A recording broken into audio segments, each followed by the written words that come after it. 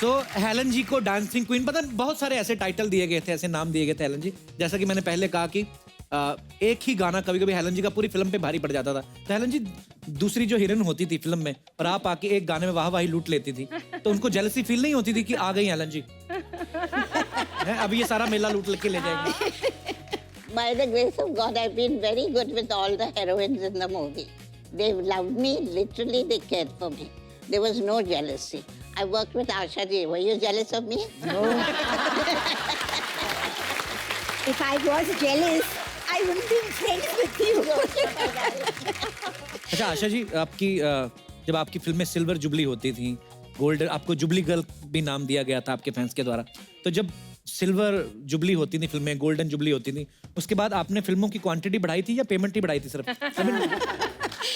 Quantity तो बढ़ा नहीं सकते थे क्योंकि हम लोग 9:30 to 6:30 की शिफ्ट करते थे और फिर 7 बजे मैं पहुंच जाती थी स्टेज पे। मेरे बैलेज होते थे तो फिर डांस करना शुरू कर देती थी। 3.5 घंटे का बैले होता था, वो ख़त्म करके फिर घर जाती थी। तो क्वांटम तो बढ़ा नहीं सकती थी, हाँ पैसे तो बढ़ा सकती थी।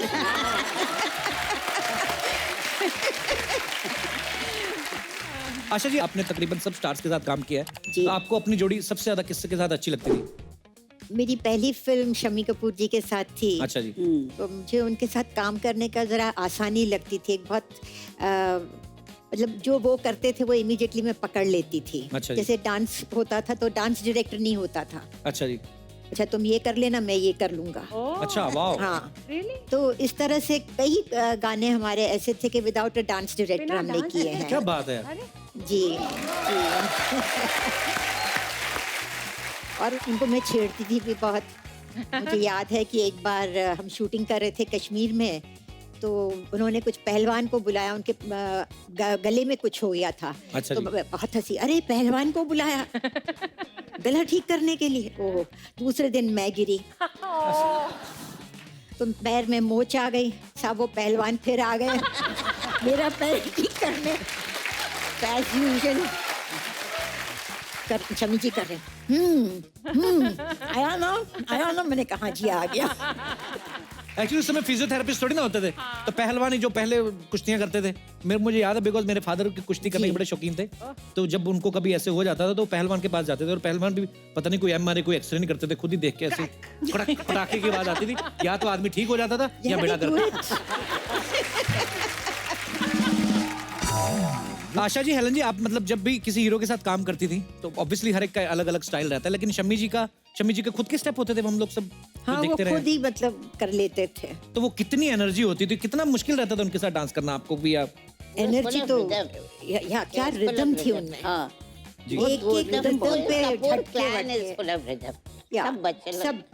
सभी लोग। और क्या शम्मी जी का कोई शशि प्रॉपर कपूर, डांस मैं नहीं होता था, जी। जैसे वाइल्ड डांस ना, जी। तो रिदम को पकड़ के उनमें इतनी पूरे जिस्म में रिदम थी उनकी। रिदम थी वो उनकी ये body हाथ में। भी यूं करो यूं भी करो तो सब रिदम में करते थे। Actually Isn't it? अच्छा वहीदा जी, ऐसे हमने सुना है कि जब आप फिल्मों में आई थी तब आपका नाम जो है वहीदा रहमान नहीं था, कोई और नाम था। नो, ऐसे पता नहीं क्यों अफवाह है ये? अफवाह है। असली नाम मेरा वहीदा रहमान और वहीदा रहमान ही था। अच्छा जी। हाँ। मैं आज ही इनको बाहर निकालता हूँ जिन्होंने ये मुझे बोला ना। वहीदा जी, एक और अफवाह है, पता नहीं ये भी अफवाह ही है कि सच्ची बात है, लेकिन बड़ी ऐसे अफवाहें सुन के आ रहे मैं हैं आप। अफवाहें सुन के आया हूँ बहुत सारी, एक के बाद एक के बाद। पर उन्होंने कहा कि जो आपके भरतनाट्यम के जो गुरु थे उन्होंने पहले आपको डांस सिखाने से मना कर दिया था, हाँ। लेकिन बाद में आप ही उनकी बेस्ट स्टूडेंट निकली। हाँ। अच्छा, तो मतलब ये बात सही है, चलो ये वो बात बच गया आज। सही है। तो ये क्या रीजन था वहीदा जी, उन्होंने क्यों मना किया आपको डांस सिखाने से? वो बहुत मशहूर वो एक गांव है, गांव के जैसे शहर लुधियान में, जी। तो तिरुचंदूर एक जगह है तमिलनाडु में, वहाँ के थे वो। अच्छा जी। तिरुचंदूर मीनाक्षी सुंदरम पिल्ले उनका नाम था। बाप रे, इतना लंबा नाम। हाँ, तो मुझे जिद आई कि उन्हीं से सीखना है। अच्छा तो जी। हमारे कोई बीच में फ्रेंड थे, उन्होंने जाके कहा ऐसे ऐसे सीखना है। जब नाम सुना तो बोले नाम तो मुसलमान है। बोले हाँ, लड़की भी मुसलमान। No no no no no, मैं मुसलमान को भरतनाट्यम कैसे सिखा सकता? अच्छा। बोले क्यों नहीं सिखा सकते साहब आप? नहीं, वो अभिनय जो हमारे डिवोशनल गाने होते उसको समझेगी नहीं, वो ठीक से कर नहीं पाएगी। तो 6 महीने लगा दिया और मैं भी जिद से अड़ी रही कि उन्हीं से सीखना है। तो जब इन्होंने बहुत जबरदस्ती की हमारे दोस्त ने, तो बोले अच्छा उसकी कुंडली लेकर आओ। अच्छा। तो बोले जो वो लोग मुसलमान हैं वो कुंडली उंडली बनाते नहीं, बिलीव नहीं करते। अच्छा जी। तो बोले ये तो बड़ी मुश्किल है फिर। तो बोले अच्छा उसका बर्थ डेट लेकर आओ। अच्छा वो लेकर गए, तो उन्होंने अपने से चार्ट बनाया, कुछ पता अच्छा। नहीं क्या क्या किया। तो बोली ये क्या हुआ, ये कैसे हुआ? तो उन्होंने पूछा क्या हुआ साहब? तो ये चार्ट में कहता है कि ये लड़की मेरी लास्ट और सबसे अच्छी स्टूडेंट होगी, वाह। हो नहीं सकता। तो उन्होंने ऐसे ढकल दिया, नहीं नहीं नहीं हो नहीं सकता, समथिंग इज रॉन्ग, या मैंने ठीक नहीं किया। तो बोले और 2 दिन दो।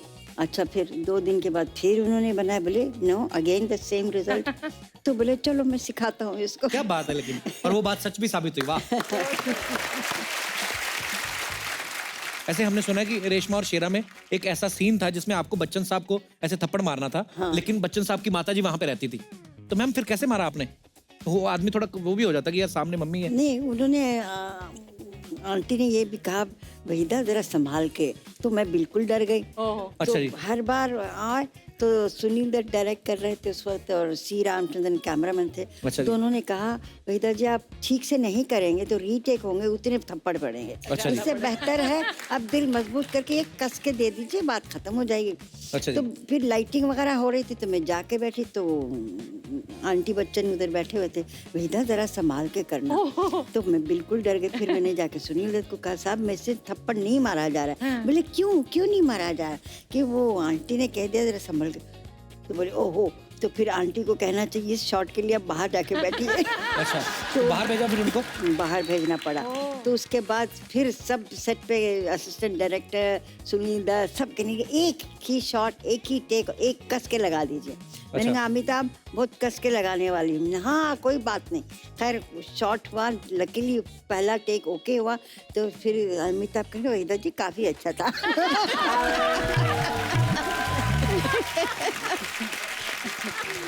मैम उस समय जब आपके कोई क्रेजी फैन आता था तो आप कैसे हैंडल करती थी आशा जी? सेट पे शूटिंग देखने आ जाते होंगे, आपके घर के बाहर आ जाते होंगे कहीं? घर के बाहर एक चाइनीज आदमी आता था। चाइनीज? हाँ। अच्छा जी। तो वो मतलब आके घर के बाहर दरवाजे के बाहर ही बैठ गया। अच्छा जी। तो बोले मैं यहाँ से जाऊंगा नहीं, मैं आशा पारेख से शादी कर ही जाऊंगा। अच्छा। मैंने पढ़ा था ये। It was, I read this, yeah. अब मैं वो हटे ही नहीं। फिर वहाँ उसने अपना गद्दा लगा दिया, वहाँ रहने लगा, कुछ मछलियाँ जला के खाता था, पता नहीं क्या करता था। और लोग उसको कहे यहाँ से हटो, तो वो छुरी निकाल कर दिखाए कि मैं हटूंगा नहीं।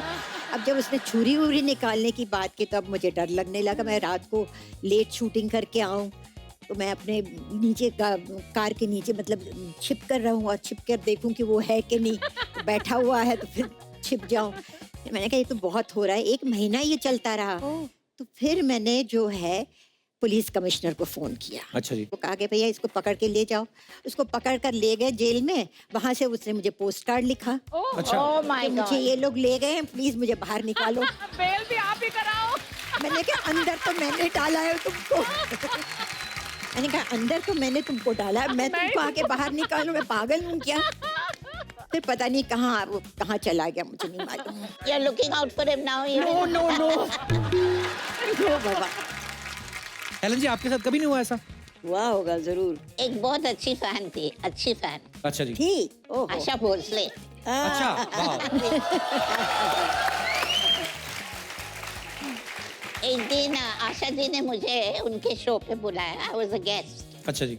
तो बातें बातें में उन्होंने कहा कि हेलन जी वहाँ बैठी है। Then I went down and I did that. Helen ji, Asha ji मुझे बोल रहे, हेलन जी अगर मैं मर्द होता है तो मैं आपसे शादी करती। वहीदा जी आपको भी तो कभी ऐसा कोई ना कोई क्रेजी फैन मिला ही होगा कभी जिन्होंने तंग ही कर दिया आपको? हाँ देखिए हमारे ज़माने में जब जवानी में सभी होते हैं, सबके फैंस जी। होते हैं। एक हर रोज कुछ 12-15 सफ़े का एक लेटर आता था। अच्छा और जी। उसमें वो लिखते थे कि मैं आर्किटेक्ट हूँ। मैं सोचो ये आर्किटेक्ट हैं तो इनकी इतनी फुर्सत कहाँ मिलती है। वो हैंड रिटन, ये नहीं कि टाइप हो, या उस वक्त मोबाइल नहीं था, कंप्यूटर नहीं था, हैंड रिटन लेटर।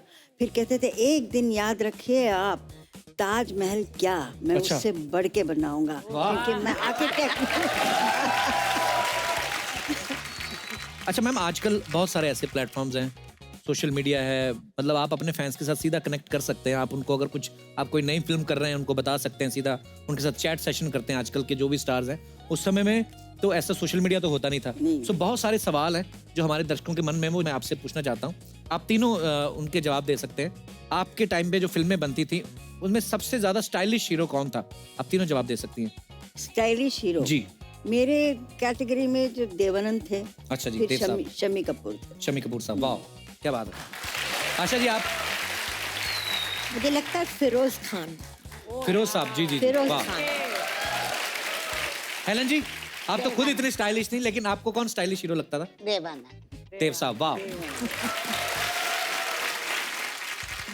उस समय शूटिंग पे सबसे ज्यादा लेट कौन आता था? राज कपूर। राज कपूर साहब। सब आप सब सहमत हैं आशा जी? आप ये सब? बड़ा टेढ़ा सवाल है। हंसने वाला मगर आते सवाल थे है। लेट। मैंने 2 पिक्चरें की उनके साथ। अगर 9:30 से 6:30 तक की शिफ्ट होती थी जी। तो वो 2 बजे आते थे। अच्छा जी। तो फिर आधी शिफ्ट चली गई, फिर लंच खा के फिर आराम करके उठ के अच्छा। तो फिर मैंने प्रोड्यूसर को कहा आप 2 से 10 की शिफ्ट की रखिए। अच्छा। दोपहर के 2 से रात के 10 से। बोले हाँ अच्छा आइडिया है, चलो वो कर दें। तो 2 से 10 बजे की शिफ्ट रखते थे तो वो 6 बजे आते थे। फिर एक दिन उन्होंने, मैं कहती थी क्या राज जी मैं बैठ बैठ के थक जाती हूँ। नहीं सॉरी। एक दिन मिल्क कॉलोनी में शूटिंग थी तो मेरे प्रोड्यूसर ने कहा वेदा जी आप घर से मत निकलिए जब तक मैं फ़ोन नहीं करूँ। अच्छा। आई फील गिल्टी, आप बैठी रहती हैं वहाँ, क्या करें। मैंने कहा अच्छी बात है। तो फिर फ्रैंटिकली फ़ोन आया, उस वक्त मोबाइल नहीं था, कुछ नहीं। निकलिए जल्दी निकलिए। मैंने कहा क्या हुआ?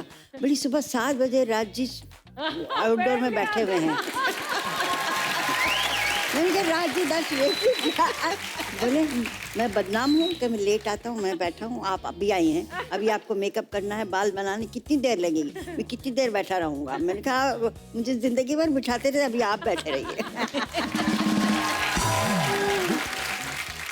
ऐसे कौन से एक्टर थे जो दूसरों के डायलॉग चेंज करवा देते थे? ऐसा कोई था? मैंने एक पिक्चर में काम किया था जिसमें कृष्णा करके कोई विलन था। अच्छा जी। तो वो क्या होता था 7 to 2, 2 to 10 की शिफ्ट होती थी। तो मैं 2 to 10 की शिफ्ट में उसकी शूटिंग करने जाती थी। अब वो 6 बजे तो वो सारे डायलॉग उल्टे बोले। अच्छा। हाँ, वो बोले कि जैसे ये था कि शल्लो तुम कीचड़ में खिला हुआ कमल हो, तो वो बोलेगा शल्लो तुम कमल में खिला हुआ कीचड़ हो। तो एक दिन ये हुआ, अच्छा बिकॉज मैं बहुत बड़ी स्टार थी तो पूरे सेट पे सन्नाटा। तो उसने कहा क्या हुआ? अरे भाई तुम क्या बोल रहे हो? तो बोले क्या बोल रहा हूँ? बोले तुमने ये डायलॉग बोला है। अच्छा मैंने ऐसा बोला, सॉरी हाँ फिर से करते हैं। फिर वही बात। अच्छा। हर चीज में, मतलब वो सुजीत कुमार के साथ था कि शल्लो के साथ मैं सुहाग रात मनाऊंगा। तो 6:30 बज गए थे तो कहने लगे कि शल्लो की जगह मैं तुम्हारे साथ सुहाग रात।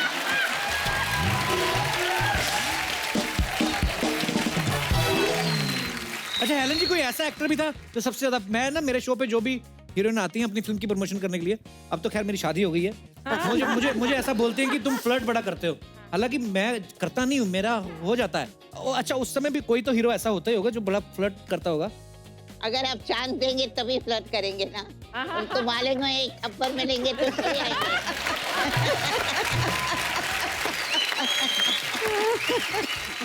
तो मैम सलीम साहब से आपकी मुलाकात कैसे हुई थी?